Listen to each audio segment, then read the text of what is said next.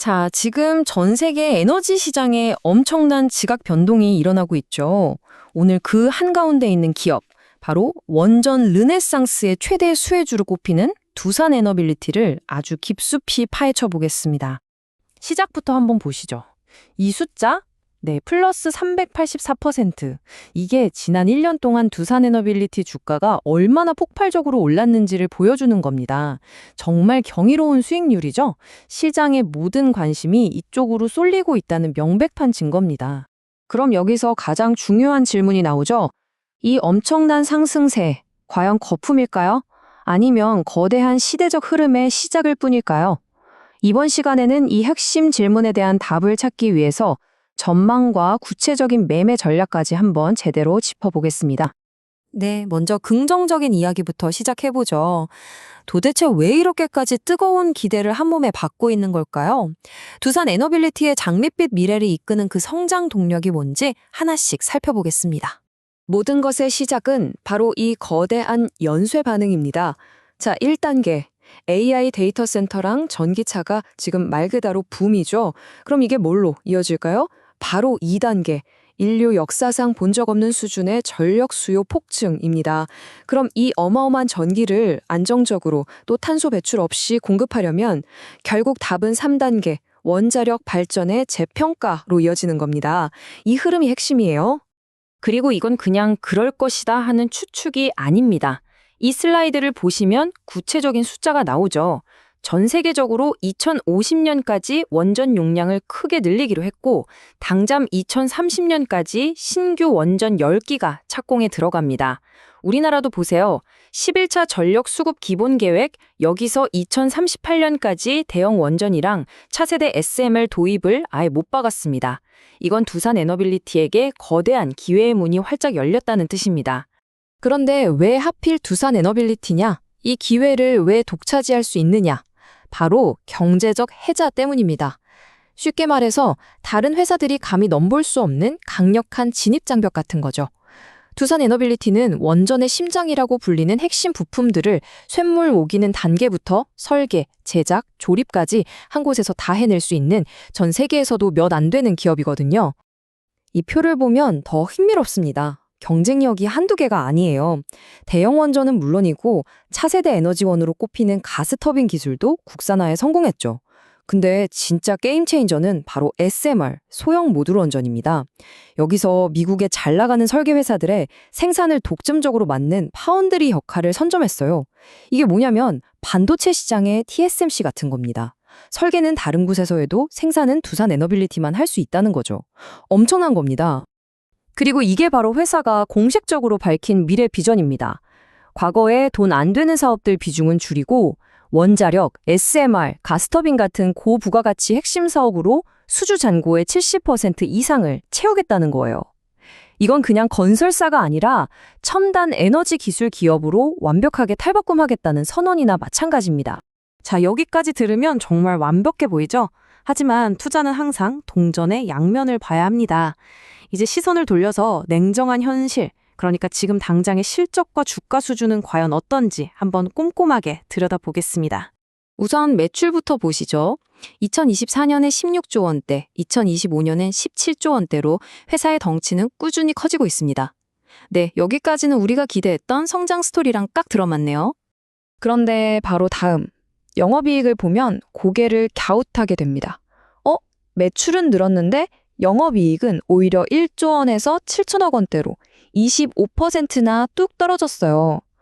더 많이 팔았는데 주머니에 남는 돈은 더 적어졌다는 뜻이죠. 이게 어떻게 된 일일까요? 원인은 핵심 사업이 아니라 바로 자회사에 있었습니다. 건설기계를 만드는 두산 밥켓의 실적이 좀 부진했고요. 여기에 관세 문제나 여러 관리 비용이 늘면서 전체 이익을 깎아먹은 겁니다. 그러니까 본업인 에너지 사업은 잘하고 있는데 다른 쪽에서 발목을 잡고 있는 그런 상황인 거죠. 근데 더 큰 문제는 사실 지금 주가가 너무 비싸다는 겁니다. 밸류에이션이라고 하죠. 회사의 순자산 가치 대비 주가가 몇 배인지를 보여주는 PBR이 8.24배예요. 보통 동종업계 평균이 1.5배에서 3배 사이거든요. 이걸 감안하면 현재 주가는 자산 가치에 비해서 극단적으로 고평가되어 있다고 볼 수 있습니다. 벌어들이는 이익 대비 주가 수준을 보여주는 PER은 더 놀랐습니다. 무려 151배. 업계 평균이 기껏해야 20배에서 35배 수준인데 말이죠. 이게 뭘 의미하냐면 앞으로 벌어들일 모든 성장 가능성을 이미 어쩌면 그 이상으로 주가에 다 끌어다 썼다고 해석할 수도 있다는 겁니다. 이게 가장 큰 부담이죠. 그럼 이 엄청난 기대감 뒤에 숨어 있는 투자 함정들, 다시 말해 우리가 반드시 고려해야 할 리스크 요인들은 뭘까요? 투자 전략을 세우려면 이 부분을 반드시 짚고 넘어가야 합니다. 먼저 회사 바깥의 변수들입니다. 이건 회사가 어떻게 할 수 없는 것들이죠. 수조 원짜리 해외 사업은 환율이 조금만 흔들려도 수익성이 크게 출렁일 수 있고요. 원자재인 철강 가격이 오르거나 지정학적 리스크 때문에 물류비가 급등하는 것도 다 이익을 갉아먹는 요인입니다.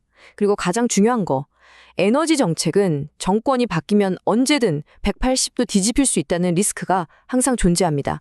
그리고 내부적으로는 이 고질적인 문제가 있죠. 시장에서 흔히 말하는 두산 디스카운트, 바로 지배구조 리스크입니다. 과거에 그룹 차원의 이익을 위해서 회사를 나누거나 합치려다가 주주들의 거센 반발에 부딪혔던 적이 몇 번 있었거든요. 그래서 시장에서는 언제든 소액 주주들의 이익이 뒷전으로 밀릴 수 있다는 불신이 아직 남아있는 겁니다. 자, 리스크를 한번 정리해 볼까요?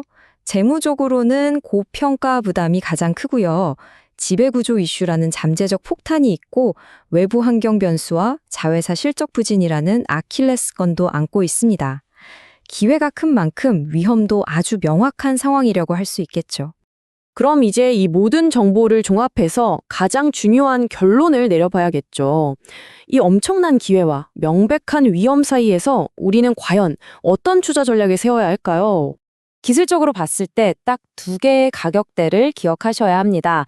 아래로는 75,000원, 여기가 무너지면 상승 추세가 꺾일 수 있는 아주 중요한 지지선입니다. 반대로 위로는 10만 원 이하는 아주 강력한 심리적 저항선이 딱 버티고 있고요.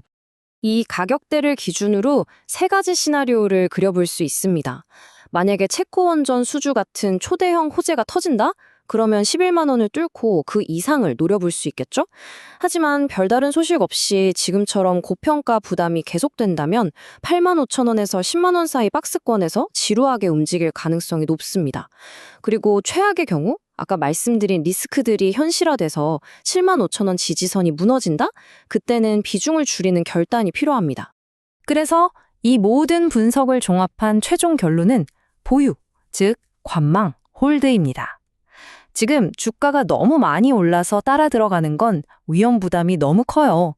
오히려 주가가 조정을 받아서 8만 5천 원 아래로 내려올 때까지 기다렸다가 분할로 조금씩 사모으는 게 훨씬 합리적인 전략이라는 거죠. 그리고 이 점을 꼭 기억하셨으면 좋겠습니다. 이 주식은 단기 테마를 보고 사고 파는 그런 종목이 절대 아닙니다. 전 세계 에너지 패러다임이 통째로 바뀌는 거대한 흐름에 올라타는 긴 호흡의 투자입니다. 조급해하면 지는 게임이에요. 인내심을 갖는 쪽이 성공 확률을 높일 겁니다. 거대한 기회, 그리고 부정할 수 없는 위험, 모든 정보는 이제 여러분 앞에 놓여 있습니다. 이 분석을 바탕으로 여러분은 과연 어떤 다음 수를 두시겠습니까?